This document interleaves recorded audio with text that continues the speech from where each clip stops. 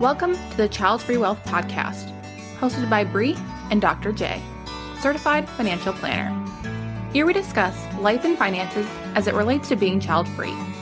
This podcast is for educational and entertainment purposes only. Please consult your advisor before implementing any ideas heard on this podcast. Hey everyone, today I'm here with Emily Paulsen. She is the founder and the host of Curious Life of Childfree Woman. She's also the owner of the brand company Electric Collab. And she's just a really fun person to chat with and have a conversation with. And it's always enjoyable to not only listen to her podcast, but have conversations with her because she is so curious, as her podcast name implies, and really brings a fun dynamic and willingness to learn. So Emily, if you want to go ahead and introduce yourself. Thank you. Thanks for having me. I feel like you said so much there that is better than what I could say about myself. But yeah, I'm proud to be the host of Curious Life of a Childfree Woman. It's a podcast all about celebrating unconventional choices and asking curious questions through the lens of a happy child-free life. So every week I talk to different experts on today's most interesting topics and just try to learn things about ourselves, about others, and about the world in an uplifting, energetic way. Wonderful. How did the podcast come to be? How did you start with it? And was it always Curious Life of a Childfree Woman? That has always been the title. And I started it because I just started feeling like, as a child-free by choice woman, the more I sort of grew into my own confidence in that decision, and really the more people I was meeting as an adult and having these conversations, answering questions that inevitably come up about us, our lives, are we having kids? How old are we? Are you married? What are you doing with your partner? Like this just kept coming up in conversation. And I really started to crave a space where we were having conversations from the perspective of being child-free and being happily child-free, just learning, sharing, not defending anything or comparing ourselves to anybody else. But I just wanted to feel like a lot of the conversations I was part of were a little bit more relatable to this quote unquote less traditional lifestyle. And I love to learn, as you mentioned in the introduction. Curiosity is really important to me, sort of as a life ethos. And I just felt like even when I tuned into podcasts to learn about things that have nothing to do with kids, whether it's entrepreneurship, health, wellness, we do a lot of renovations to our home. Like, I could be listening to something about interior decor. And even though parenting wasn't part of it, the parenting rhetoric would come into the conversation. So I also just wanted a space where we were talking about topics that I think are super interesting and things that are really sort of current and pop culture and current events without that storyline of parenting coming into the conversation. I just wanted to create something where that wasn't the focus. So that was the idea in its inception. And even though I had the idea well over a year ago, it took me a long time, almost 12 months, to go from having the idea in my mind to having the courage to put it out there. So now that it's been live for a few months since fall of last year of 2024, it feels really good to see how it's been embraced and to have opportunities like this to come and talk about it. Yeah. And I think, you mentioned there not wanting to be defensive about any choices.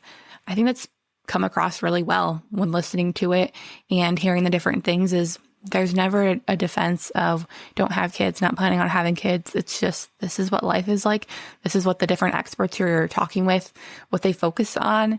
And I think it's very, very well done and enjoyable to listen to because there's not a lot of places where you can hear that. You're right. The parenting rhetoric, whether it's intended or not, can come across really strong at times.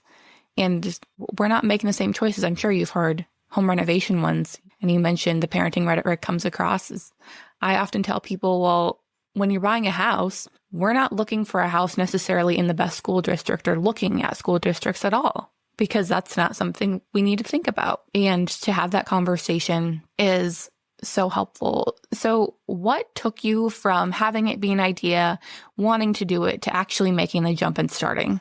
I was at a conference in New York that was about entrepreneurship. So I was really there on behalf of my brand business to learn more about how I can grow and scale and evolve in that side of my life.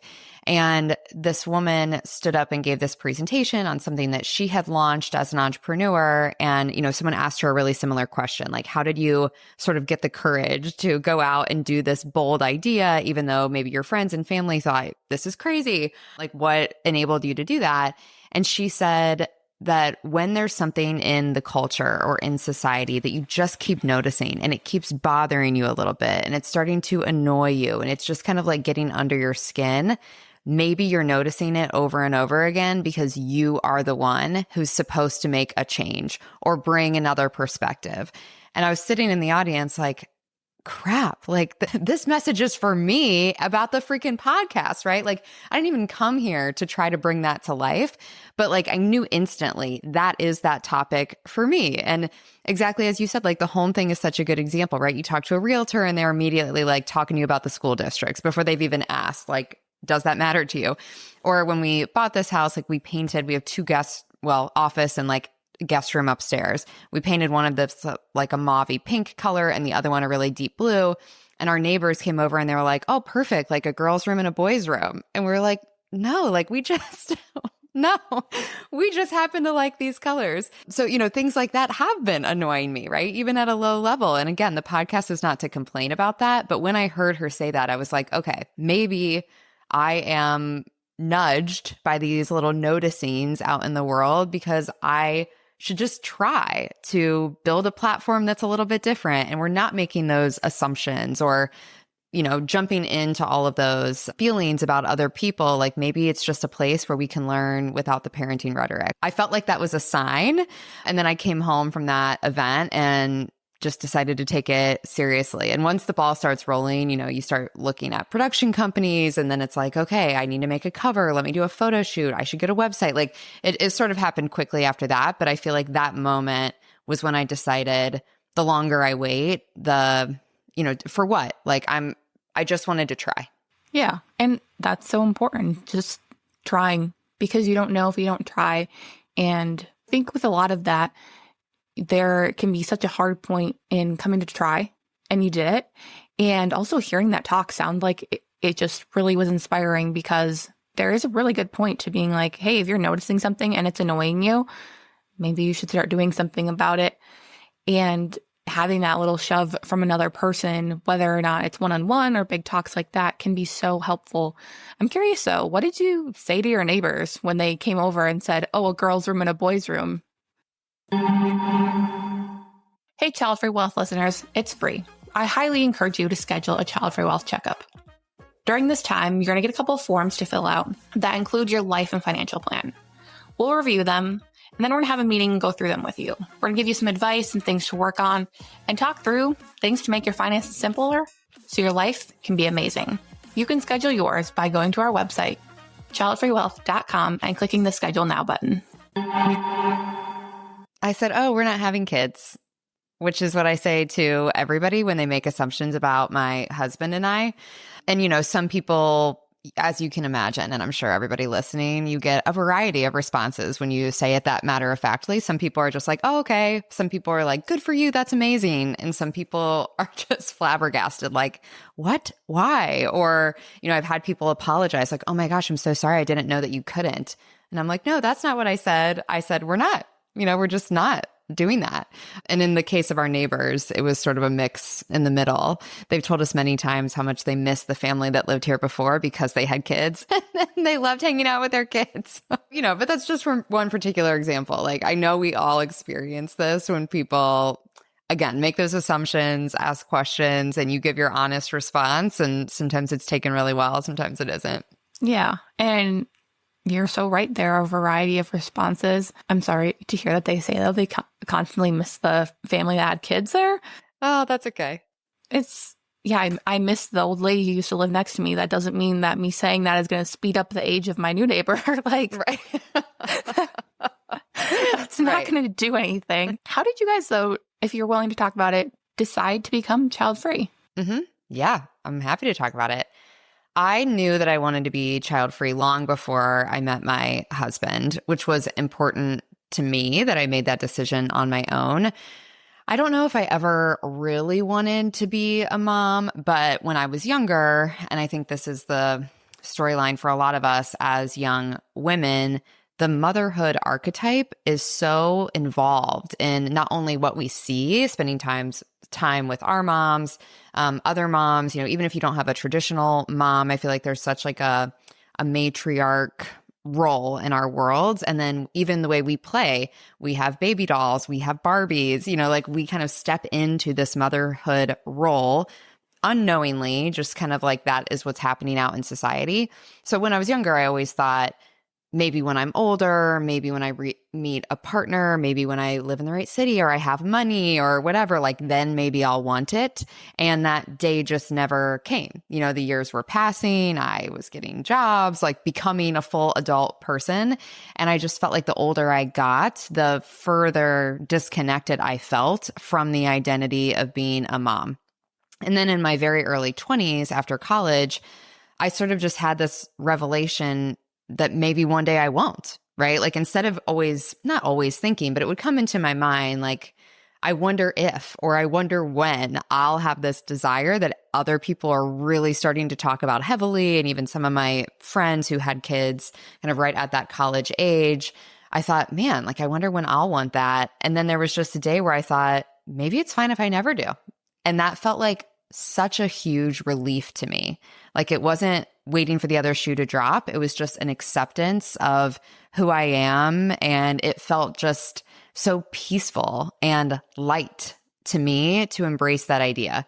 So then I went really hard. I over-indexed in sharing that revelation because it felt like such a relief. And then I was going around to all my girlfriends saying, good news, we don't have to become moms. You're welcome. Like I felt like I had like discovered the secret of womanhood.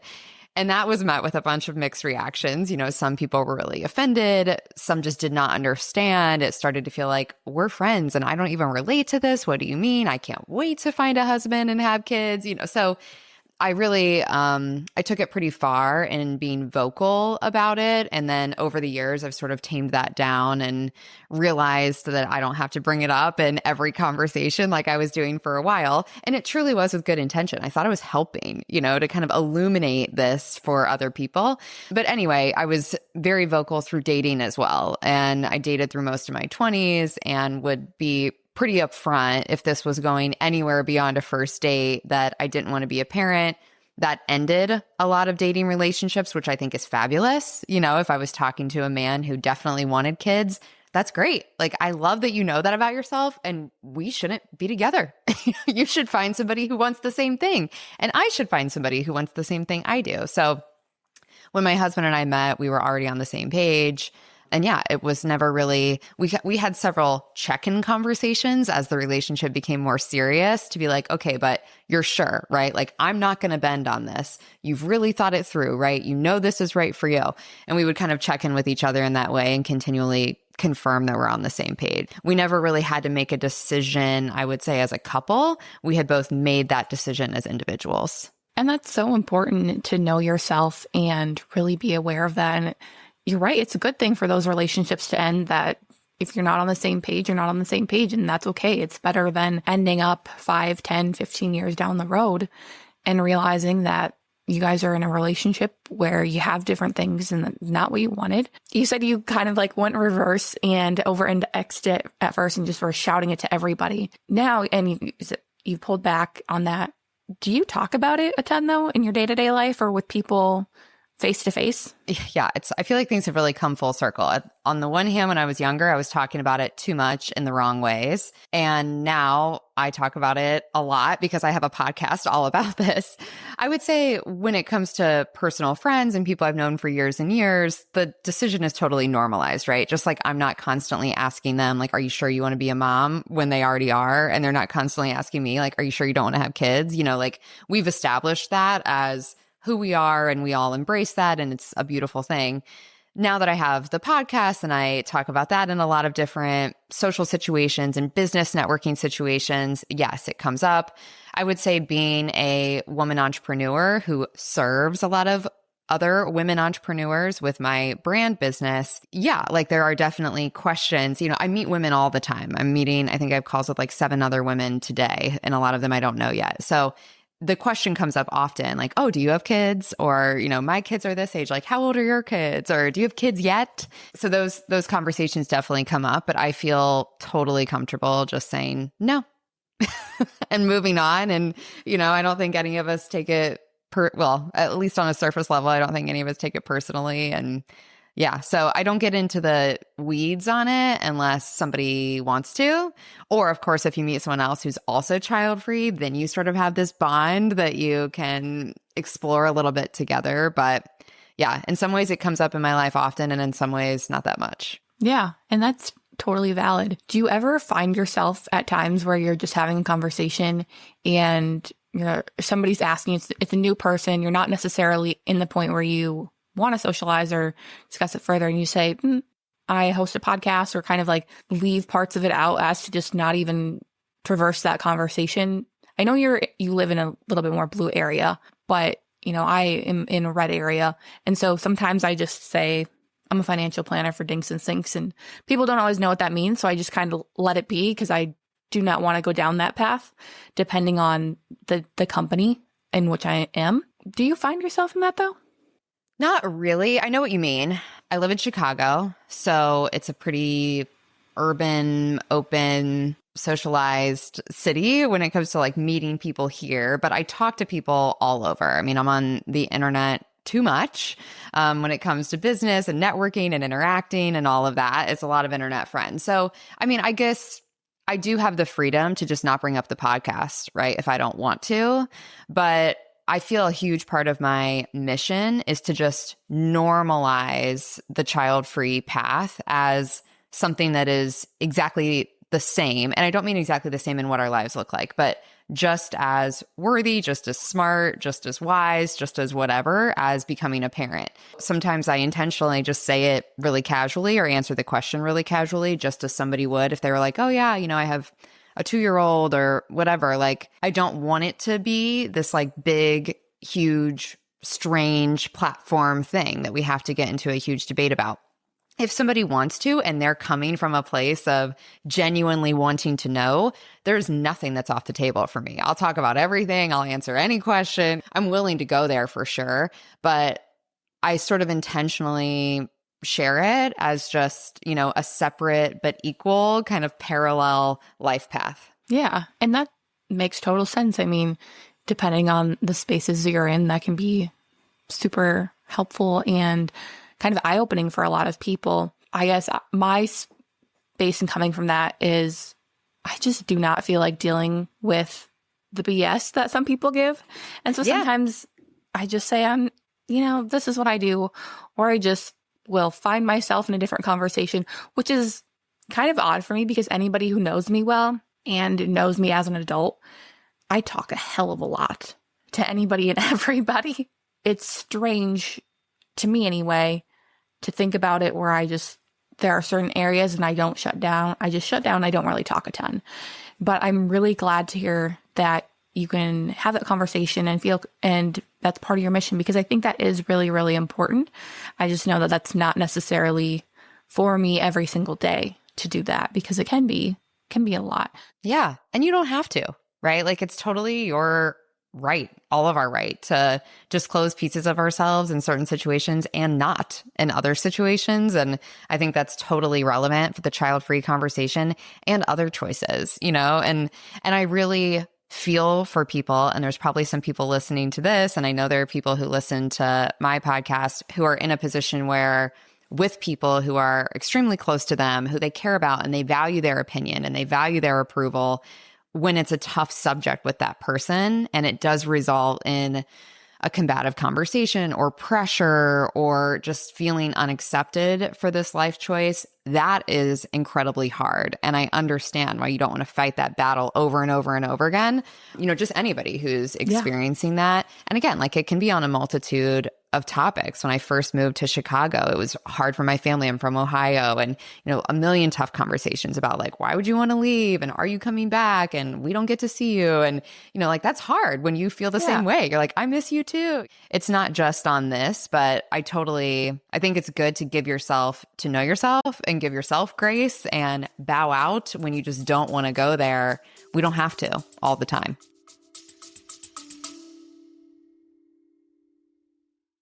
Hey, Childfree Wealth listeners, it's Bree. If you haven't already signed up for our newsletter, be sure to get on it, where each week we send out information regarding what's going on in the world of child-free life and finances. You can sign up by finding the link in our description. Yeah, exactly. And you're so right. There are probably plenty of listeners here. We've met clients who just say, we made the decision, but we can't talk about it with our family. I want to make that okay for everybody to know that you don't have to, because Emily and I here, this is our job. Talking about being child-free and what that means is part of our job. And we approach it very differently, as you can see from the conversation that we've just had. And that's okay. Whatever that is, know your safety, and also know your boundaries as well with that. And I think if there's anything I want listeners to realize when it comes to this conversation, is that is now probably more important than ever, based on everything that's happening in the news and politics right now. Is you need to know your boundaries, and you need to know whether or not it's safe for you to talk about those things and how to talk about those things as well. But I want to learn more now. We talked about your child-free story and we talked about the podcast a little bit. And I don't think that I've picked up on this from the podcast at all, but I could be totally wrong. Do you have anybody on the podcast who is a parent come and talk? Mm-hmm. Yeah, I've had multiple people who are parents. We don't talk about parenting, but we talk about their expertise. And this is something that I think about with the future of the show too, and like the voices that I really want to amplify and the things that I want to highlight. Yeah, I mean, as much as the podcast is about being child-free, and it's about curiosity just as much. When I want to learn about cannabis culture, I want to learn about sustainability related to climate change. I want to learn about menopause, perimenopause. I want to learn about metabolism and cortisol related to lifting weights, right? Like there's so many things that I want to learn about.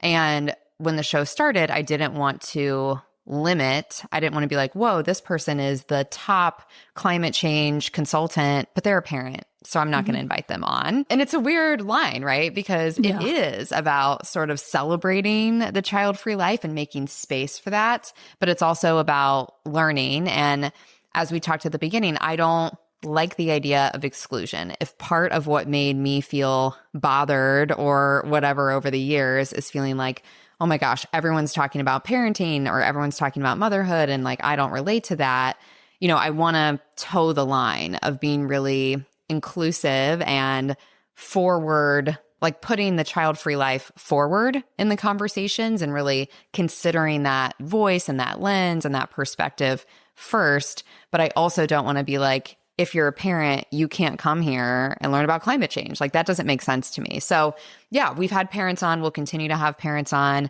They just know this is the audience. This is what the show is for. I'm asking you here because I want to learn about your expertise on this subject. I'll bring the child-free lens, right? I'll ask questions from the child-free perspective, but I just ask that they don't share their parenting journey on my show. Okay, that makes a lot of sense now, because I was trying to think about it, and I'm like, I don't think I've ever heard a parent on there or really anybody talk about that. And so for listeners, I know there are plenty of listeners who do not want to listen to anything parenting related. Definitely make sure you're listening to Emily's show, because I did not pick up on any of it. That can be super nice to just have that conversation out of there, and also to know that you say, please don't talk about that part of there, because that is important, I think, for people, whether you come from a child-free perspective or maybe a childless perspective. And it's a little bit even harder to hear about that mentally and emotionally, because that is something that you really wanted for a period of your life and got taken away, not because of anything you did, but just because of how circumstances turned out. And so having that clear distinction can be really, really good. That metabolism and weightlifting one was also fantastic, by the way. I just listened to that a couple days ago, and I love weightlifting. So I thought it was a good conversation. How do you pick the topics and conversations? I know you said pop culture, but is it you just come up with a topic and you're like, I'm definitely going to talk about this? Is it kind of more planned out? What does that look like? Yeah, I had a long list because I had almost a year between having the idea and actually doing anything about it. I was making a list in the background of like, okay, if I think I have this concept that could work, what will we be talking about? Can I fill an episode every single week? Am I confident that I can get a really top tier, high quality guest I didn't want it to be me just talking. And, the goal is also for me to learn personally and to get curious and get information on these topics. So I made a huge list in advance, and I add on to that all of the time, just with things that I notice or, things that are happening in the world. So yeah, I mean, really, we have a list of topics that we go to first, and then the goal is to source a guest who's extremely knowledgeable on one of those topics or who just brings a really interesting perspective. But it also happens where I'll meet somebody and think, whoa, like this wasn't even on my radar, but this is so cool what you're talking about. I just did an episode on nervous system regulation and how that impacts really everything that we do and the way we show up in our lives. And I, just in meeting her, I was like, this is super interesting. And I don't think most people know whether they're regulated, dysregulated. What do we do if we are dysregulated? How does that show up really? Like, is this hormonal? Is this, like, what is our nervous system exactly? Like, I just had a million questions for her in the conversation, which is a good signal to me that if I'm not interested in a topic, then my listeners will be too. That's the hope, that we're continually aligned on what we want to learn about. So yeah, that's kind of how it happens. Okay. So it's very just like Emily's learning journey, essentially. Yes, I guess so. Yeah. Yeah. And I think, and it is a huge benefit to me, right? Like I'll just say, this show's a thrill to me because it's an opportunity to ask questions of some of the people who know the most on these topics. But I also do really pay attention to who is listening, how are they responding, what episodes are they listening to most, when do I get the most questions, what feedback am I getting? And I'm always open to ideas. Like feel like in my emails and on Instagram, I'm always asking like, is there something that you want to hear about more? Or like, send me a suggestion, like, let me know what you learned from this. So as much as podcasting, I think, can feel like a one-way conversation, like you're, behind the mic, behind the screen with this guest and like having your own little thing and then just putting it out into the world. I want it to be a two-way conversation, and I want to know what people want to learn about more and to put themselves forward as potential guests and all of that. I want it to be as communal and collaborative as possible.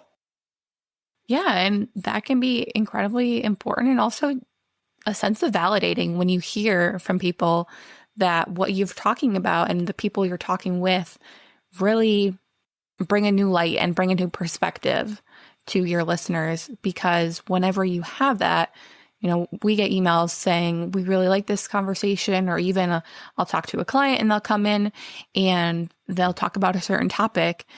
And sometimes, honestly, I forget some of the things that we talk about just because it's been about 2 years now we've been doing this, and there have been a lot of things that we have discussed. But to know that has made such a big impact on somebody's life is, I think, one of the best things about doing podcasts and having these conversations. You and I talked a couple weeks ago, and we were talking about how there are so many things that we want to learn in life, and there's not going to be enough time to learn all of them, and how that is just disappointing. But through things like the podcast, you can really bring on experts and learn more about things that are important to you. And like you said, listeners as well, but it allows you to dig in and have those conversations, ask those questions. For me, one of the best parts about podcasting is I get to talk to so many different people and ask them questions, learn more, and it puts you in connection with people that I don't think you would always be able to connect with otherwise. Do you find that as well? Yes. I have a dream. I don't know how I'm going to make this happen, but I'm willing. I will do whatever it takes. Like to your point about getting to meet interesting people and have conversations with interesting people, I want some mega party with everybody who's ever been a guest and everybody who wants to come who's a listener, because it's just like broadening our worlds with people, just as you said, who you might not have met otherwise, or maybe you weren't interested in nervous system regulation, or you didn't know that you could be interested in that. And then you hear this thing and it kind of sparks a whole new world for you.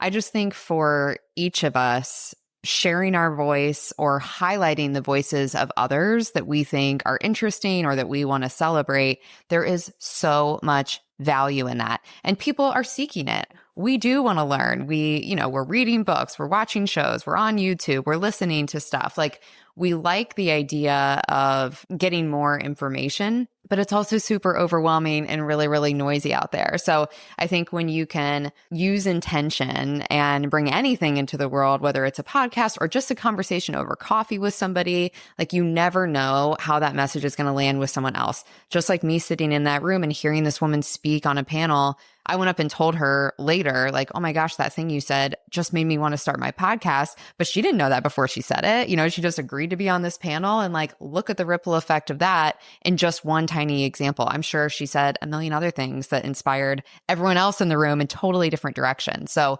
I just think reminding ourselves that everybody has something valuable to contribute. People do want to hear it, and sharing your own ideas and really amplifying others can create this ripple effect of curiosity and knowledge and joy.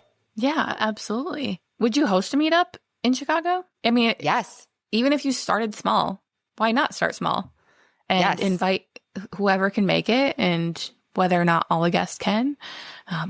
Listeners, I think you can find people who would show up for that, though. I'm happy to hear you say that. Yes, I will start small. I will host it here at my house. I'll do whatever. Like I'm an extrovert. So the thought of getting people in one room is like, nothing could make me happier. But yeah, I'm glad to hear that it's interesting to you. It's definitely on the radar to host some in-person experiences. Steph and I were, for listeners, Steph is our operations person here at Childfree Wealth, and she connected Emily and I together. But we were talking, and we said, her and I and you, and then we've got some other people in Chicago, and then another mutual friend that originally connected you and Steph all need to get together, because that conversation would be so fun. All of us in the same room talking, but bringing in even more people too. I think that can happen a lot easier than you might be thinking based on what you said. Okay, well, listen, I'm here for it. I think that sounds amazing. So we'll talk after this to get details for sure. But yeah, I think there's value in bringing people together pretty much always, especially when you have intention and kind of who's in the room and what you want to contribute to one another and learn from one another.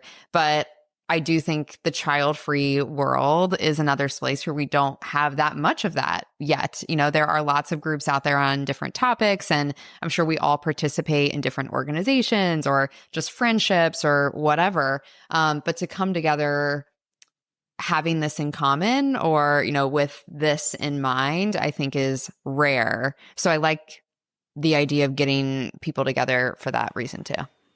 Yeah. And people, I believe, truly are seeking community now more than ever, especially, we had the pandemic 5 years ago, and then we've had everything since then. Now, I've been to a lot of things recently, and there are so many people out and about just looking to be in community with one another and have conversations with people who kind of see the world similarly to them, maybe a little bit differently, but also having that conversation of how can we come together as one? How can we go ahead and live our lives with one another, and realizing that it really does take a village. Because this is a side tangent, but I want your input on this. While things like DoorDash and Instacart and Wag or Rover, anything like that, while they have been incredibly helpful, I think they have also contributed to our lack of community and lack of village as a people, because now instead of doing those things for our friends or neighbors, we're hiring everything out. So we no longer know our friends or neighbors as well. And I think that's degrading our society a little bit. What do you think? I totally agree.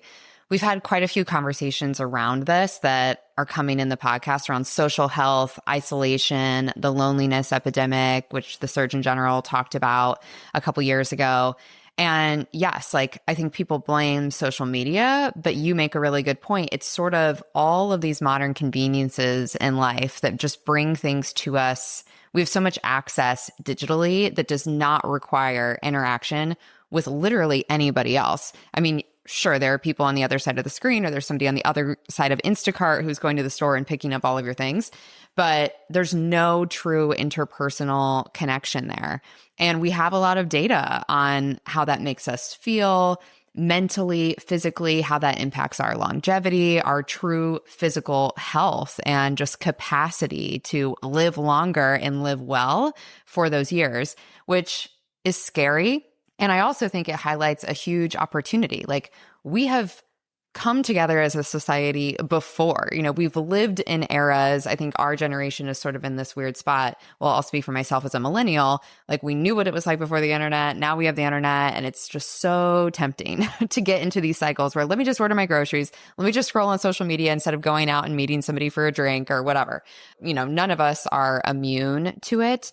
But we have a lot of examples of what it could be like if we start getting together again, or if we start in-person organizations. And I think that if we can get enough people to try it and to break the temptation of just like sitting on the couch for one more night and actually like go out to a meeting or whatever, like, I feel like the upside of that with our mood and, again, like our physical, mental, emotional well-being, I think it could sort of start a movement. I just watched, have you heard of this documentary called Join or Die on Netflix? I have not, but that sounds good, and I'm going to write it down. I highly recommend for everybody listening. And I'll just give a synopsis without giving anything away, but it sort of follows this. I guess he's a researcher, pretty famous. Like, he's interacted with multiple presidents, and I think he started at Harvard, and, like a very acclaimed kind of social scientist research person. And he did this huge study on the connection between our involvement in social clubs. So like, think back in the day, like the Rotary Club, the Lions Club, church groups, women's groups, whatever, like how the involvement of people in those organizations directly relates to the health of a civic society, and how happy people are and how the government performs and approval ratings and all these things. So, not to make it political, but when we think about where things are today, I think a lot of people, no matter what side you're on, feel upset, overwhelmed, so divisive, things are so divided. Like, how do we get out of that?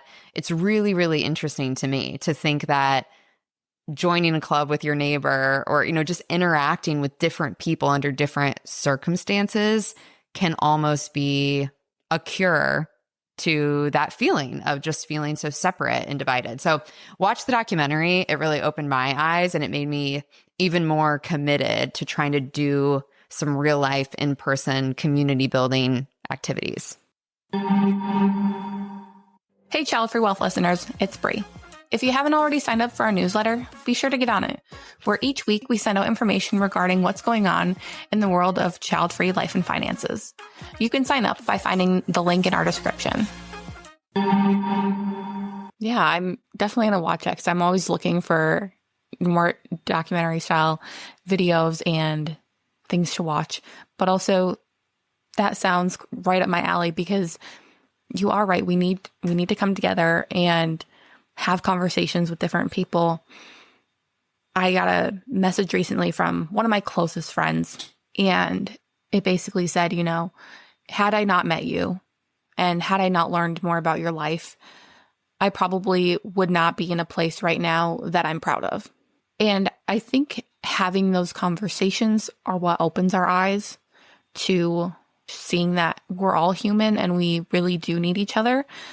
But there are so many times where it is very easy to hide. You mentioned church groups. I remember my grandma has since now passed, but Ladies Aid. She was in Ladies Aid, and it was one night a week. They all got together, rotated different houses, and then Sunday mornings they would show up at church, and just very, very connected and very community minded, was constantly on those things.